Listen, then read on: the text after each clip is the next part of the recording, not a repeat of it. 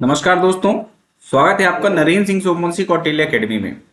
हाल ही में आपने एक खबर सुनी होगी जिसमें आपने सुना होगा कि बिहार जो है वहां पर जातिगत जनगणना के आंकड़े जारी किए गए हैं। राइट। तो ये क्या है, जातिगत जनगणना क्या होती है, बिहार में ये क्यों किया गया है, क्या इसके पीछे राजनीति है, थोड़ा बहुत अपन इसके बारे में जानेंगे। इसके साथ ही हम जो जातिगत जनगणना का इतिहास रहा है आपका उसके बारे में भी जानेंगे और उसके साथ साथ हम कुछ 10 प्रश्नों को सॉल्व करेंगे जो कि इस टॉपिक, इस मुद्दे से रिलेटेड होंगे आपके आगामी परीक्षाओं के लिए। तो चलिए शुरू करते हैं अपना लेक्चर। सबसे पहले कुछ आंकड़े देख लेते हैं जो जारी किए गए हैं बिहार में। उसके बाद जो है अपन अपने थोड़ा सा जानकारी वाले हिस्से में स्टैटिक जीके से क्या संबंधित है ये मुद्दा, वहां पर चलेंगे। तो सबसे पहले आप जान लीजिए कि बिहार की जो पॉपुलेशन है, जो आबादी है या जनसंख्या है, वो कितनी है। तो मात्र 13 करोड़ आबादी है इस राज्य की। अब इसमें इन्होंने जातिगत आंकड़े जारी किए। तो इसका क्या मतलब है? इसका सिंपली मतलब है कि जो भी वहां पर विभिन्न प्रकार की जातियां हैं, है ना, वो कितने प्रतिशत यानी कि कितनी संख्या में है, यह आंकड़े जारी किए गए हैं। तो इसमें जो अलग अलग प्रकार से आंकड़े अपन देखें तो हिंदुओं के, मुसलमान के, सामान्य वर्ग कितने हैं, सामान्य वर्गों की भी जो जातियां हैं, ओबीसी कितने और ओबीसी में भी जितनी जातियां होंगी, इस तरह से कुछ आंकड़े यहां पर जारी किए गए हैं। तो इन आंकड़ों पर एक नजर मार लेते हैं। सबसे पहले देखें आप तो मुस्लिम की संख्या कितनी है, 17.7% जो आपका बिहार है वहां पर मुस्लिम आबादी है। हिंदुओं की बात करें तो 81.99 यानी आप 82% इसको समझें, इतनी आबादी आपकी हिंदुओं की बिहार में। इसमें से इन हिंदुओं में सामान्य वर्ग कितने हैं, तो सामान्य वर्ग लगभग आप 15.5% या 16% इसको मान सकते हैं कि सामान्य वर्ग के लोग यहां निवास करते हैं। ओबीसी की बात करें तो सबसे अधिक संख्या वास्तव में जो मुद्दा है या जो ये जातिगत जनगणनाएं हो रही हैं, ये किसको लेकर हो रही हैं, तो इस ओबीसी जाति को लेकर ही हो रही हैं। राइट। ये वर्तमान में जो क्षेत्रीय पार्टियां हैं बहुत ज़्यादा एक्टिव हैं इन जातियों के लिए, क्योंकि कहीं ना कहीं इनकी देश में आबादी अधिक है और इनके वोट चाहिए है इन राजनीतिक पार्टियों को। तो बस इसी को लेकर ये सारे मुद्दे हैं, जातिगत जनगणना वगैरह हो रही है। कई राज्य ऐसे डिमांड कर रहे हैं और कई पार्टियां। तो ओबीसी की संख्या जरूर आप याद रखिएगा कि बिहार में कितने हैं, 23% है। और इसमें भी अति पिछड़ा वर्ग जो है वो 36% और 27%, जिसे आप सामान्य पिछड़ा वर्ग कह सकते हैं। एसटी की बात करें तो एसटी है 1.68% और एससी है 19%। ये कुछ आंकड़े हैं, राउंड अप में आप याद रखना और कुछ मत करना, है ना, बहुत विशेष नहीं, इनसे कोई क्वेश्चन आपसे पूछे जाने वाला नहीं एग्जाम में। बिहार में किस जाति के कितने लोग हैं, तो इसी सामान्य वर्ग में आप या के अन्य ओबीसी वर्ग में, एससी एसटी में, तो जातियां कौन कौन सी हैं, तो ये देखिए इसमें सबसे अधिक जातियां जो हैं यहाँ पर कौन सी हैं, यादव की। तो यादव कितने हैं, लगभग आप 14.5% इसको मान सकते हैं या 14%। तो 14% लोग किस जाति के हैं, यादव जाति के हैं। रविदास या रैदास जिनको आप कहते हैं वो कितने हैं, 5.2%। कोयरी या कोरी ये 4.2% है। ब्राह्मण 3.65% और राजपूत आपके 3.45% है। मुसहर, भूमिहर, कुर्मी, मल्लाह, बनिया, कायस्थ ये कहीं ना कहीं 1-2% ऐसे ही आपको दिखाई दे रहे होंगे। राइट। तो ये कुछ आंकड़े हैं जो बिहार में जारी किए गए हैं। आप इनमें से यादव की बात कर सकते हैं, ब्राह्मणों की बात कर सकते हैं, राजपूतों की, कि ये कितना परसेंट है, आप लगभग लगभग वो भी राउंड फिगर में आप याद रखना, बहुत विशेष नहीं है और ये कहीं एग्जाम में नहीं आने वाला है। ये बस आपको जानकारी होना चाहिए किसी मुद्दे के विश्लेषण के लिए कि कौन कितने परसेंट है। राइट। और इनको तो याद ही कर लेना। ठीक, चलिए तो अब आगे देखते हैं कि क्या कहानी है इस चीज की, क्यों ये बिहार में जातिगत जनगणना कराई जा रही है, क्या कुछ इसके पीछे कारण है। तो देखिए बिहार सरकार ने सोमवार को ये आंकड़े जारी किए। कब जारी किए? सोमवार को। जाति जनगणना या कि जाति गणना के आंकड़े जारी किए। जातिगत जनगणना के आंकड़े जारी करने वाला ऐसा ये पहला राज्य है। ये आपके लिए तथ्यात्मक बात है। जो जनगणना का कार्य होता है प्यारे बच्चों, वो केंद्र सरकार का होता है, आपको ये बात पता होनी चाहिए, है ना। तो जो जनगणना है वो केंद्र सरकार करवाती, तो राज्य कैसे करवा सकते हैं, तो राज्य आज तक कोई ऐसा राज्य नहीं करवाया है ना। लेकिन कुछ संवैधानिक प्रावधान है ऐसे जिसमें आप क्या कर सकते हैं, कुछ सामाजिक और शैक्षणिक रूप से पिछड़े वर्गों को क्या कर सकते हैं, काउंट कर सकते हैं, उनकी स्थिति को अवलोकन कर सकते हैं। इस आधार पर क्या है, ये जो राज्य हैं विभिन्न, ये क्या करते हैं, जातिगत जनगणना करते हैं। ऐसे जातियों के नाम पर ये जनगणना नहीं करते एक्चुअली ये क्या सामाजिक और शैक्षणिक और आर्थिक आधार लेते हैं। लेकिन एक्चुअली फिर इसके साथ ही वो आंकड़े आ जाते हैं आपके कि कौन कितने परसेंट है ना। ये अभी केंद्र सरकार से डिमांड होती थी कि केंद्र सरकार ऐसे आंकड़े जारी करवाए, क्योंकि ये जनगणना का जो कार्य है वो किसका है, केंद्र सरकार का है।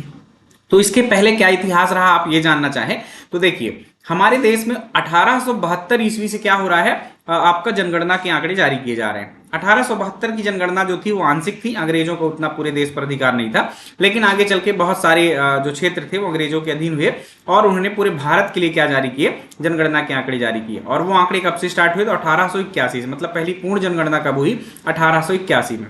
और 1881 से ही क्या हुआ, आपके यहाँ पर जातियों की भी जो काउंटिंग थी, गणना थी, वो होने लगी थी।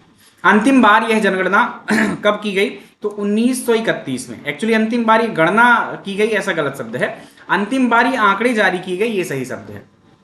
1941 की जो जनगणना थी उसमें भी आपके जातिगत जो प्रश्न थे वो शामिल थे, लेकिन वो आंकड़े कभी जारी नहीं हो पाए। विश्व युद्ध चालू हो गया था, अंग्रेजों ने वो आंकड़े क्या है, जारी नहीं किए। तो 1931 जो है ये लास्ट ईयर है, ये अंतिम वर्ष है जिस टाइम पर जातियों के आंकड़े क्या थे, आपकी जनगणना में शामिल किए गए थे। तो इस तथ्य को भी याद रखिएगा, महत्वपूर्ण है। तो ये क्या रहा कुछ, और एक बार व्यवस्थित रूप से इसको समझने का प्रयास करें हम। तो देखिए, आपको मैंने अभी बताया कि ये 1881 जो है, इस टाइम पर सबसे पहली बार क्या हुआ, आपका प्रॉपर जनगणना हुई आपके देश में, और इसी के साथ ही आपका क्या हुआ, जातियों की भी गिनती की गई। ऐसा 6 बार हुआ। कब तक हुआ, मतलब जातियों के आंकड़े कितने बार आए, आप ऐसा कहना चाहें तो वो 6 बार है। 6 बार जातियों के आंकड़े आपके आए। कब तक, 1881 से 1931 तक। 1931 अंतिम वर्ष था जब आपके जातियों के आंकड़े आए। 1941 में भी जातिगत जनगणना हुई, किंतु क्या किया गया, ये आंकड़े जारी नहीं किए गए। यह बात आपको मैं अभी भी बता चुका हूं। आगे देखें तो भारत जब आजाद हो गया, हम 1951 की बात एक्चुअली करने वाले हैं कि 1941 में क्या हुआ, आंकड़े आपके लिए गए किंतु वो जारी नहीं किए गए। 1951 में क्या हो कि भारत के जो संविधान निर्माता थे और आजाद भारत की पहली जो कैबिनेट थी, जिसमें आपके जवाहरलाल नेहरू साहब थे, सरदार वल्लभ भाई पटेल साहब थे, अंबेडकर साहब थे, मौलाना आजाद जैसे नेता थे, इन्होंने क्या कहा कि ये जो जातिगत आंकड़े हैं ये जारी करने से कहीं ना कहीं समाज हमारा विभाजित होता है, जात पात में क्या होगा, बढ़ जाएगा। वैसे भी बहुत ज्यादा जात पात था, हम इस तरह के आंकड़े जारी करेंगे तो कहीं ना कहीं ये राजनीति का भाग बनेगा और ये कहीं ना कहीं समाज को बांटेगा। तो उन्होंने कहा कि अब जो है तो जातिगत आंकड़े हम जारी नहीं करेंगे। किंतु यहां ध्यान देने वाली बात यह है कि SC ST जो है उसके लिए संविधान में आरक्षण का प्रावधान किया गया था। SC मतलब शेड्यूल कास्ट और ST मतलब आपका शेड्यूल ट्राइब। हिंदी में बात करें तो SC का मतलब अनुसूचित जाति और ST का मतलब अनुसूचित जनजाति। तो चूंकि इनका प्रावधान संविधान में आरक्षण के लिए था, इसलिए इसके आंकड़े जरूर आपके शामिल किए गए। तो आजादी के बाद 1951 में पहली जनगणना हुई, लेकिन इसमें सभी जातियों के बजाय किसको शामिल किया गया, SC और ST के आंकड़े जो है तो शामिल किए गए। राइट, तो ये कुछ खास बातें हैं आपको याद रखनी है। आरक्षण देने की बाध्यता थी। राइट चलिए, ये बात पूरी हुई। कुछ और बात जाने की, अब जो राज्य हैं, क्योंकि कुछ 70 से 80 के दशक में आप देखेंगे बहुत सारी पार्टियां जो थी वो राजनीतिक रूप से किस पर बेस्ड थी, जातियों पर बेस्ड थी। मतलब OBC का मुद्दा उठाना, अनुसूचित जातियों या आदिवासियों का मुद्दा उठाना, है ना, ऐसे मुद्दे उठाकर उनका क्या हुआ था, उदय हुआ था। तो बहुत सारी जातियां धीरे धीरे ऐसे उदित हुई और उन्होंने ऐसे जो जातियों के आंकड़े थे वो सरकार से मांगना शुरू किए और ये डिमांड बनती गई। और आगे चल के क्या किया गया कि ये कुछ राज्य सरकारों ने घोषणा की कि हम जातिगत आंकड़े जारी करेंगे।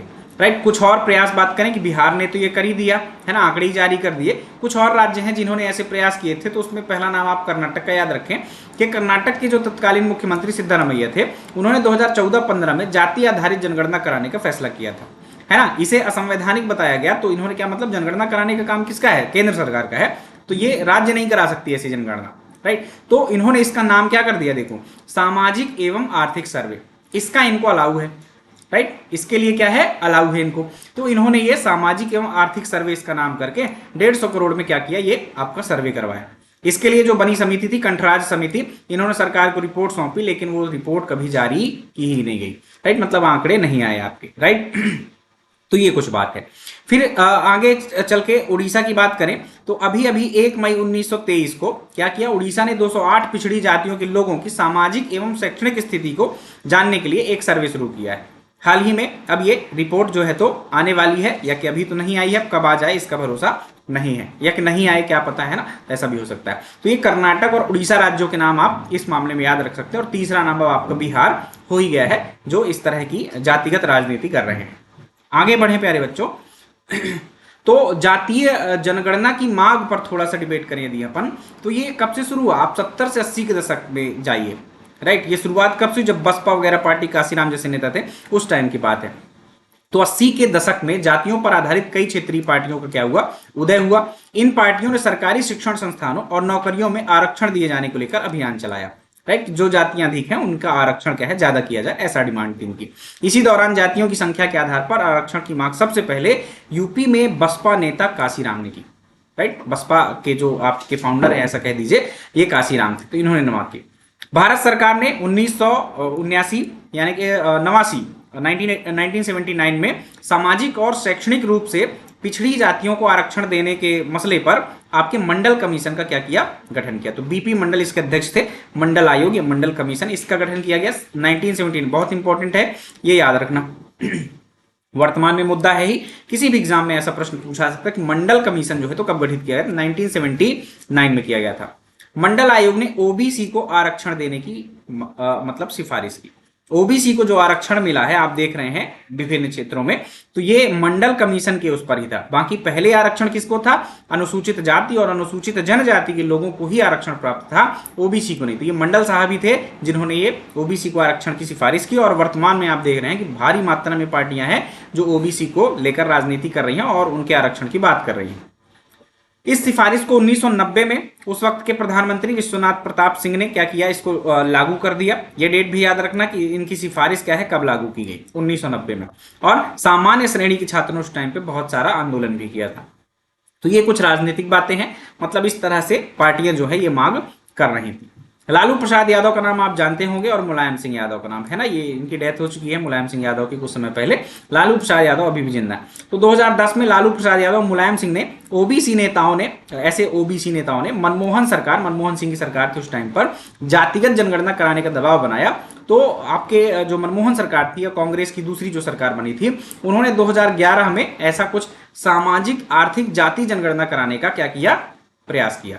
मतलब एक्चुअली जनगणना कराई, इसके लिए पैसा भी जारी किया, 4000 करोड़ रुपए मायने रखता है ये बात, है ना। इतने 1000 करोड़ रुपए जारी किए, इसका काम हुआ, SECC इसको कहते हैं, social economic cost census, right. तो ये SECC क्या करवाया गया आपका, 4000 करोड़ में लगभग करवाया गया। और ये जनगणना 2013 में पूरी होती है। लेकिन बाद में हुआ क्या, इसके आंकड़े सार्वजनिक नहीं किए गए। तो सरकारें इतना सारा पैसा तो ऐसे ही बर्बाद कर देती हैं। तो ये क्या हुआ, आपके कुछ हिस्ट्री थी आपके किसको लेकर, ये जो जातिगत जनगणना है उसको लेकर। हमने 1970s से लेकर, है ना, 1970 के दशक से लेकर 2011-12 तक की बात की। साथ में आपने देखा कि जो नए राज्य थे, जैसे 2017 में कर्नाटक और 2023 में भी उड़ीसा की बात की। तो इस तरह से कुछ पृष्ठभूमि है आपकी ये जो जातिगत जनगणना, इसकी डिमांड को लेकर बात करें आगे। तो इसमें जो है तो आप एक तथ्य याद रखिएगा कि 1931 की जो अंतिम जनगणना हुई थी, इसमें जो जातियों की संख्या थी वो 4147 थी। लेकिन 2011 में जो जातियों की संख्या थी वो 46 लाख विभिन्न जातियां दर्ज की गई। तो ये कहीं ना कहीं अब जो जैसे कि वो SECC क्या हुआ 2011 का था, लेकिन बाद में सरकार 2014 में चेंज हो गई, है ना। तो बाद में सरकार का जो निर्णय था, बीजेपी सरकार आप कह दीजिए, इन्होंने क्या कहा कि भाई ये जो इतनी सारी जातियां हैं, बढ़ गई 46 लाख जातियां, ये कहीं ना कहीं इस डेटा में क्या है, कुछ कमियां हैं, इसलिए इनको हम जारी नहीं कर सकते हैं, ठीक। तो इसको जारी नहीं किया गया, ये ध्यान रखें आप। चलिए, तो ये कुछ कंसेप्ट थे, क्या क्या जाना हमने इस क्लास में। तो हमने जो बिहार के आंकड़े जारी किए हैं बिहार ने, वो आंकड़े देख लिए। उसके पश्चात हमने क्या देख लिया, उसके पश्चात हमने देखा कि भाई क्या पृष्ठभूमि थी। कुछ पृष्ठभूमि केंद्रीय स्तर पर मंडल कमीशन वगैरह की बात की हमने, और उसके अलावा हमने राज्यों की भी बात की, जिसमें कर्नाटक और उड़ीसा की बात की है कि ये कैसे इसकी डिमांड बढ़ती गई।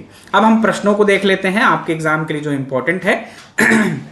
तो वो 10 प्रश्न इस प्रकार हैं। पहला क्वेश्चन आपके लिए कि भारत में पहली जनगणना कब कराई गई। ये प्रश्न क्या है, भारत में पहली जनगणना कब कराई गई। कहीं ना कहीं ये जनगणना के टॉपिक से रिलेटेड है, आप इसको यह ध्यान रखिएगा। तो पहली जनगणना कब कराई गई है, आपको यह पता होना चाहिए, 1872 ईस्वी में कराई गई है। आप ध्यान दीजिएगा, प्रश्न विकल्प ऐसे ही मैंने बहुत सोच समझ कर ये विकल्प डाले हैं कि 1972, आपके दिमाग में 72 चल रहा होता है और आप इसको 1800 देख ही नहीं पाते हैं, आप 1972 में ही टिक करके चल देते हैं। तो एग्जाम में सारे विकल्पों को बहुत ध्यान से पढ़ना है, इस बात का आप ख्याल रखिएगा। तो 1872 क्या है इसका राइट आंसर है। 1872 में पहली जनगणना कराई गई थी लॉर्ड मेयो के काल में। बात करें दूसरे प्रश्न की, तो जातिगत जनगणना के आंकड़े अंतिम बार कब जारी किए गए थे। हमने आज के ही सेशन में देखा है कि ये अंतिम आंकड़े जारी किए गए थे आपके 1931 को, राइट। तो 1931 में क्या हुआ, आपका जातिगत जनगणना जो है जो हुई थी उसके आंकड़े जो थे अंतिम बार जारी किए गए जातियों के। तो यही आंकड़ा था। इसके अनुसार लगभग देश में आपके 52% जो था वो ओबीसी जाति थी। कौन सी जाति थी, ओबीसी जाति थी। तो ये ध्यान रखिएगा आप थोड़ा सा। चलिए अगले प्रश्न पर चले। तो हमारा अगला प्रश्न है सामाजिक आर्थिक और जाति जनगणना, जिसको हम शॉर्ट में SECC कहते हैं, ये कब हुई थी। तो आपको डेट के नाम पर 2011 ही याद रखना है ना, किस टाइम से शुरू हो गई थी, बाद में कब कंप्लीट हुई, कब आंकड़े जारी हुए नहीं हुए, ये डेटा थोड़ा सा फिर भ्रमित करने वाला है। तो डेट कब याद रखना, 2011 की आपको याद रखना है। नेक्स्ट क्वेश्चन है जातिगत जनगणना के आंकड़े जारी करने वाला पहला राज्य कौन सा है। तो ये हाल ही के दृष्टिकोण से बन गया है। ये प्रश्न आपका बिहार है, आपको इसका ही तो हम सेशन ले रहे हैं। नेक्स्ट क्वेश्चन है भारत में पहला ओबीसी आयोग किसकी अध्यक्षता में गठित किया गया था। बहुत इंपॉर्टेंट क्वेश्चन है, बहुत इंपॉर्टेंट क्वेश्चन है। काका कालेलकर। ये ध्यान रखिएगा कि ओबीसी आयोग जो है आज तक 3 घोषित किए गए हैं या कि 3 बने हैं, राइट। उन 3 में से पहला जो काका कालेलकर आयोग था वो 1953 में कब गठित किया गया था, 1953 में। यही इंपॉर्टेंट बात है। दूसरा जो आपका आयोग था वह बीपी मंडल आयोग था, जिसको हमने कब गठित किया, अभी आज के ही सेशन में हमने देखा 1979 में, राइट। कब देखा हमने, 1979 में बीपी मंडल आयोग गठित किया गया।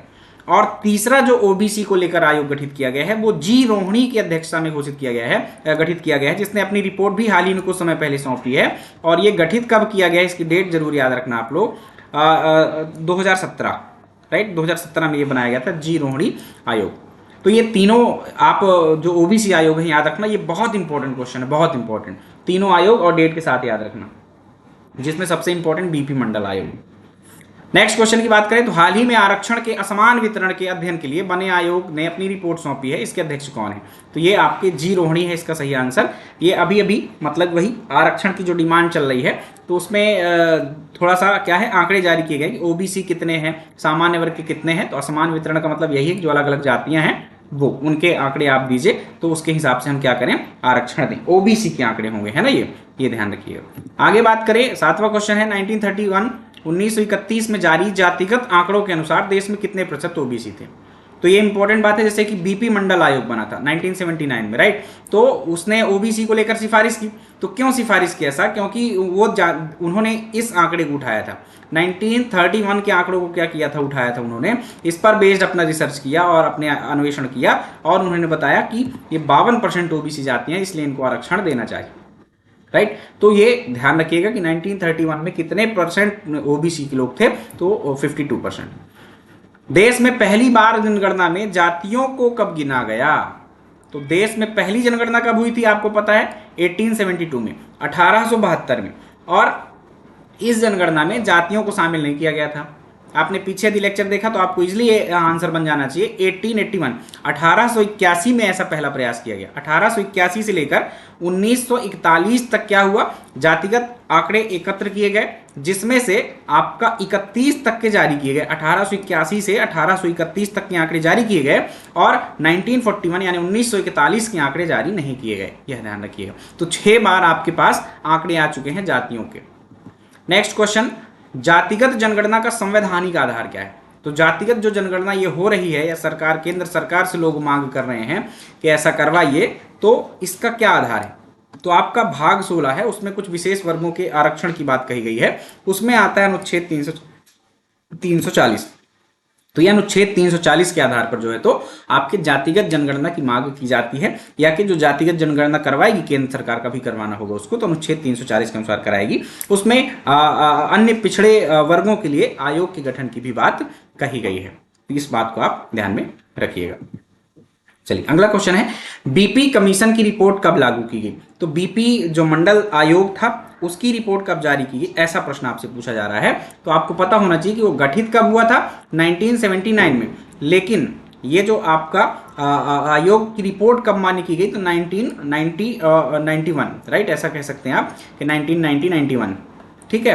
1990 91 में जो है तो ये रिपोर्ट क्या की गई, आपकी मान्य की गई। तो इस तरह से कुछ आपके ये 10 प्रश्न हुए पूर्ण, और इस तरह से हमारा सेशन भी हुआ पूर्ण। आपको ध्यान रखना है कि जो आपका एग्जाम है उस दृष्टिकोण से हर मुद्दे को आपको देखना समझना होता है। तो यदि आपको ये जानकारी पसंद आई हो, आपके एग्जाम के दृष्टिकोण से इंपॉर्टेंट लगी हो, तो आपको शेयर करना है, लाइक कर देना है। इससे क्या है, और ऐसे मुद्दे जो आते रहते हैं आपके, तो एग्जाम ओरिएंटेड ऐसे मुद्दे मैं क्वेश्चंस के साथ आपके लिए लाता रहूंगा। तो थैंक्स फॉर वॉचिंग, ख्याल रखिएगा अपना, बाय बाय, टेक केयर।